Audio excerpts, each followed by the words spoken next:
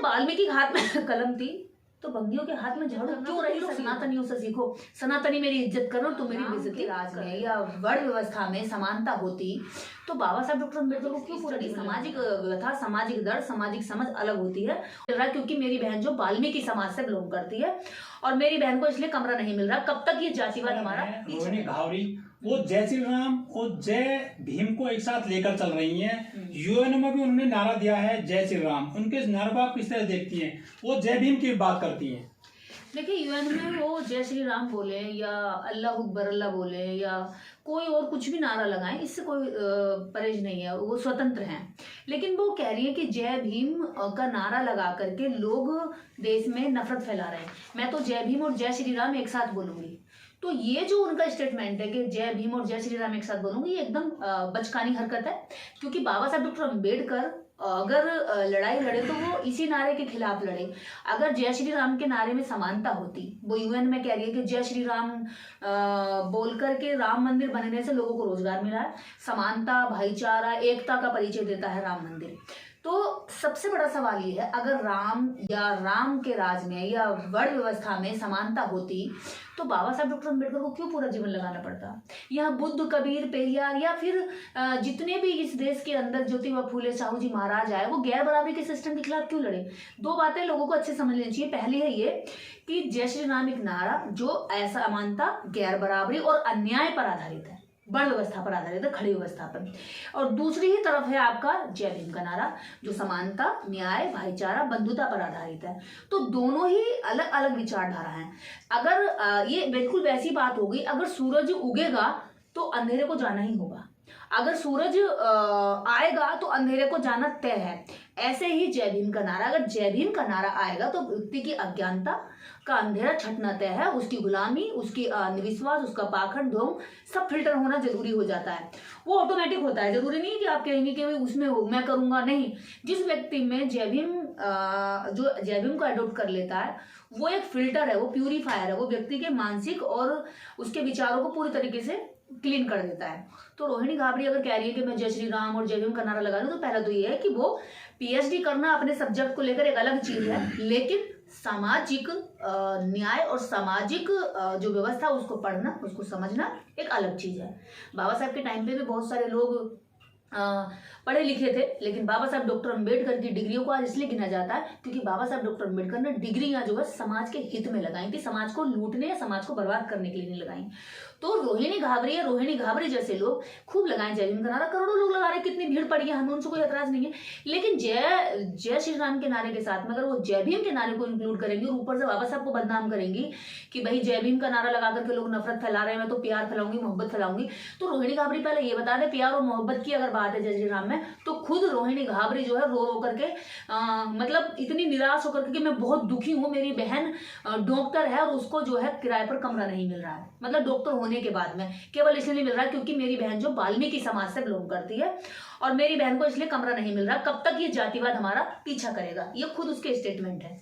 अब उसके बाद में वो कह रहे हैं कि नहीं, जय श्री राम में तो जातिवाद नहीं है, जय श्री राम तो समानता की बात है। और जो लोग ये कह रहे हैं उससे कि भैया जय भीम और जय श्री राम एक साथ नहीं चल सकता, तो वो कह रही है कि अपनी बहनों की इज्जत करना तो तुम लोग सनातनियों से सीखो, सनातनी मेरी इज्जत कर रहे हो, तुम मेरी बेइज्जती कर रहे हो।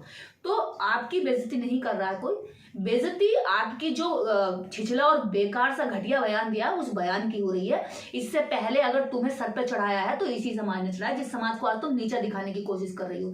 तुमने जय भीम बोलकर इस समाज में अपने आप को स्थापित किया है। आज अगर तुम्हारे पास जय श्री राम वाले भी पहुंचे हैं तो केवल इसलिए क्योंकि जय भीम वालों ने तुम्हें ट्रेन करके आगे बढ़ाया था, तुम्हें सराहा था, तुम्हें सम्मान दिया था, तुम्हारे इंटरव्यू चलाए थे, तुम्हें सपोर्ट किया था। तो अगर आज आप पीएचडी करने गए हैं तो स्कॉलरशिप का जो कॉन्सेप्ट है वो बाबा साहब डॉक्टर अम्बेडकर का दिया हुआ है, वो जय श्री राम का दिया हुआ नहीं है।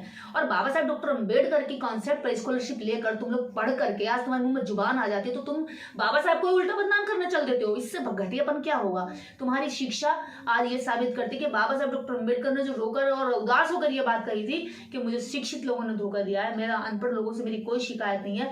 ये शिक्षित वो सारे लोगों को मैं यहाँ नहीं कह रही हूँ कि वो सभी लोग शिक्षित बुरे हैं, जो अपनी जिम्मेदारी निभा रहे हैं वो वास्तव में जिम्मेदारी निभा रहे हैं, लेकिन इनके जैसे लोगों को बाबा साहब डॉक्टर अम्बेडकर ने कहा था कि मैं शिक्षित लोगों से बहुत दुखी हूँ, मुझे शिक्षित लोगों ने धोखा दिया है और समाज को भी धोखा दिया है। तो उन्हीं शिक्षित लोगों की गिनती में ऐसे लोग आते हैं और ऐसे 2-4 लोग बाकी पढ़े लिखे लोगों को भी बदनाम करते हैं। ये एकदम से बदलाव कैसे आया है रोहिणी के अंदर? ये तो जय भीम की बात करती थी अब से पहले। जय भीम की बात करना मजबूरी थी, क्योंकि समाज में सम्मान बनाने के लिए वो पता है कि जय भीम एक मार्केट बन चुका है, जय भीम एक ब्रांड बन चुका है, जय भीम एक देश के अंदर और दुनिया के अंदर एक ऐसी मार्केटिंग है जहां पे इस तरह के चतुर और धूर्त लोग जो है इस मार्केटिंग के अंदर घुसकर जय भीम नाम का प्रोडक्ट बांटते हैं। और भोले भाले लोग ये सोचते हैं कि भैया जय भीम बोल दिया तो ये मतलब इसका बाबा साहब अम्बेडकर की तो बाबा साहब के नाम को कैश करा रहे हैं कुछ लोग। बिल्कुल, देखिए जब कोई भी विचारधारा, बीजेपी कैश नहीं कर रही है, बीजेपी बाबा साहब डॉक्टर अम्बेडकर की तस्वीरें लगा करके उनकी फोटो लगा करके उनकी तस्वीरें लगाती है, उनकी तस्वीरों में मालाएं चढ़ाती है और वोट बैंक ले लेती है और बाद में उन्हीं के विचारों को चलने का काम भी करती है। तो ये उसी विचारधारा से पनपने वाले छोटे छोटे लोग हैं। ये तो इन्हें कोई ज्यादा बहुत बड़ी बात नहीं है। स्कॉलर जो होते हैं ये अपने सब्जेक्ट पर पीएचडी करने गए, ना कि वो सामाजिक दर्द पे, सामाजिक चेतना पर। तो वो अपने सब्जेक्ट के लिए करने गए, अपने सब्जेक्ट पे वो आकर रोजी रोटी खाएंगे, अपनी नौकरी करेंगे, उस लेवल पे वो जाएंगे। लेकिन सामाजिक स्टडी, सामाजिक व्यथा, सामाजिक दर्द, सामाजिक समझ अलग होती है और मेरे विषय की जो नॉलेज है वो अलग होती है। क्या इम्पैक्ट पड़ेगा उनके बयानों से समाज उनके पर? बयान से समाज पे कोई इम्पैक्ट नहीं पड़ा। समाज ने तो ऐसे लोगों को जब सर पे चढ़ाते हैं तो सर से झटक के नीचे भी फेंक देते हैं और ऐसे लोगों को फेंकना भी आता है समाज को। लेकिन जिस समाज से आती हैं वो ज्यादातर सफाई कर्मी हैं, उनके देश में बुरी हालत है। वो इनसे जय यही श्री तो राम वाले पूछो। क्यों नहीं समर्थन करते हैं, क्यों नहीं सपोर्ट करते हैं उनको? इनसे यही तो पूछो। जब तुम कह रही जय वाल्मीकि, जय श्री वाल्मीकि, अरे जब वाल्मीकि के हाथ में कलम थी तो बंदियों के हाथ में झाड़ू क्यों रही सदियों तक?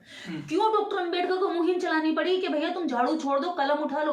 क्यों सावित्रीबाई फूले को इनको घर घर जाकर के इनको साफ सफाई सिखानी पड़ी कि तुम दूसरों की सड़कें, दूसरों का संडास, दूसरों का घर साफ करते हो, अपना घर क्यों नहीं साफ करते? तुम अपना शरीर क्यों नहीं साफ करते? तुम अपने नाखून क्यों नहीं साफ करते? अपने दांत क्यों नहीं साफ करते? अपना शरीर क्यों नहीं साफ रखते? लोग तुमसे घिन करते हैं क्योंकि तुम गंदे रहते हो, तुम साफ सुथरे रहो। क्यों सावित्रीबाई फूले को इनके घर जा करके इनको समझाना पड़ा? क्यों बाबा साहब डॉक्टर अंबेडकर को जो है ये नगर निगम सफाई कर्मचारियों के लिए आंदोलन करने पड़े? क्यों इनको संबोधित करना पड़ा? क्यों इनके लिए जो है जब लेबर मंत्री रहे तो क्यों इनके लिए जो टाइम बढ़ाया गया, क्यों काम का टाइम कम किया गया? इसीलिए क्योंकि जिस वाल्मीकि का नाम ये लेती हैं और वाल्मीकि खुद अपने आप को लिखते हैं वो प्रेचेता ब्राह्मण के पुत्र है, तो ब्राह्मण का पुत्र वाल्मीकि भंगी कैसा हो जाएगा भाई? ब्राह्मण का पुत्र ब्राह्मण ही तो रहेगा। जन्म जातियां पर जातियां किसको मूर्ख बना रहे हैं लोग? तो ये एक ऐसी मूर्खता भरा आडंबर दिया है। आज भी गजट में आप देखेंगे तो वाल्मीकि नहीं लिखा जाता, भंगी लिखा जाता जातियों के गजट में। और ये अपने आप को वाल्मीकि इसलिए कहते हैं क्योंकि इनको थोपा गया है। इस देश के अंदर हर जाति का एक भगवान दे दिया गया। हर जाति को कहा भी तुम अगर चलो कोई बात नहीं, तुमसे भोले नहीं, तुम्हारा भोले जाति का नहीं बैठ रहा तो तुम जो दुर्गा को ले लो, दुर्गा तुम्हारी जाति की नहीं बैठ रही तो तुम वाल्मीकि को ले लो, वाल्मीकि तुम्हारी जाति का नहीं बैठा तो तुम जटायु को ले लो। जटायु जाटवों को देने की कोशिश करी, जाटवों ने फेंक दिया, भाई हमें जटायु नहीं चाहिए। अंदर यादवों को भी दे दिया, विश्वकर्मा दे दिया धोबियों को। और यादवों को यादव जो जाति चेतना से भरने लगी, जो जाति महापुरुषों को जानने लगी, अधिकारों को जानने लगी, उस जाति को उस जाति का एक देवता दे दिया। जैसे यादव जागे तो उन्हें श्री कृष्ण दे दिया, जैसे धोबी जागे तो विश्वकर्मा दे दिया, जैसे कायस्थ जागे तो उन्हें भी एक देवता दे दिया।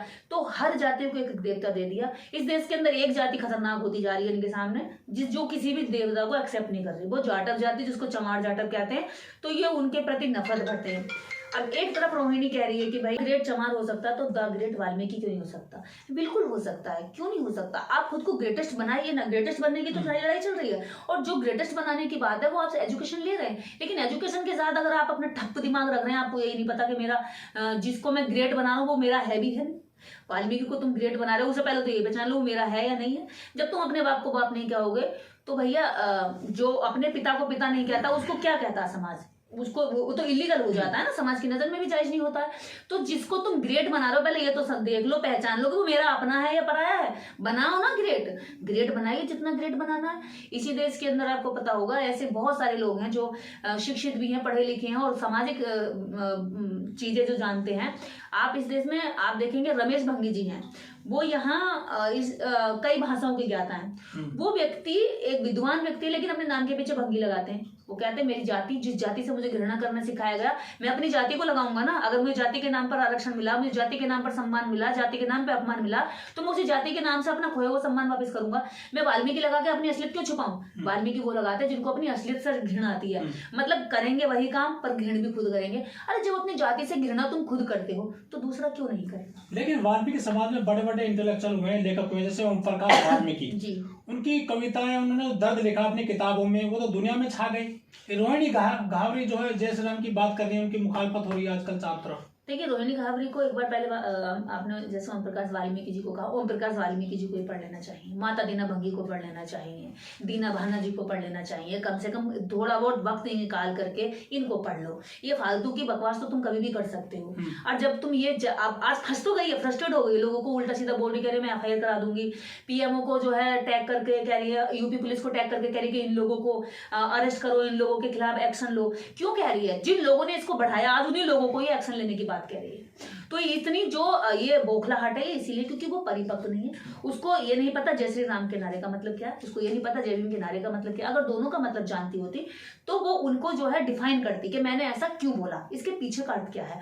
हाँ, मैं ये मानती हूँ अगर मैं जय भीम बोलती हूँ तो मैं उसके पीछे का सारा सार जानती हूँ, उसकी जमीन जानती हूँ, उसका आसमान जानती हूँ, उसके बीच का मध्य का जानती हूँ, सब जानती हूँ। मैं बता सकती हूँ कि मैं जय भीम क्यों बोलती हूँ। अगर मुझसे कोई कहता आप नमो बुद्धाय बोलती हैं तो मैं नमो बुद्धाय का भी सारा अर्थ बता सकती हूँ, उसकी धरातल तक जाकर बता सकती हूँ मैं नमो बुद्धाय इसलिए बोलती हूँ। अगर हाँ कभी मैं ऐसा मौका पड़ा मैं जय श्री राम बोलूंगी तो मैं उस वक्त की सिचुएशन, उस वक्त के हालात, उसकी गहराई और वो मैंने क्यों बोला, कैसे बोला और कहाँ बोला, इसको भी मैं डिफाइन करने की क्षमता अपने अंदर रखती होंगी, तब मैं बोलूंगी। इसका मतलब रोहिणी घावरी के पास अपनी कोई क्षमता नहीं है, उस बेचारी को पीछे से पुशअप कर दिया गया है, या खुद इतनी मिच्योर नहीं है। वो हो सकता है समय के साथ में, मैं तो कामना करती हूँ कि जल्दी बुद्धि आए और जल्दी समझे अपने दोस्त और दुश्मन में, और अपने और पराये में अंतर समझना सबसे बड़ी शिक्षा है। और डिग्रियां लेना कोई बड़ी बड़ी शिक्षा नहीं है। बहुत सारे डिग्रीधारी भी जो है उसी पत्थर के आगे सर फोड़ रहे हैं, और एक रिक्शा चलाने वाला भी सर फोड़ रहा है। तो अंधविश्वास और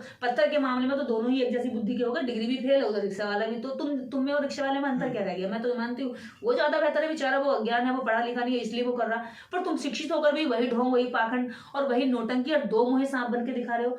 अगर कोई व्यक्ति ये कह रहा है कि जय भीम और जय श्री राम एक साथ चलेगा तो वो या तो बहुत भोला है या समाज को बेवकूफ बना रहा है।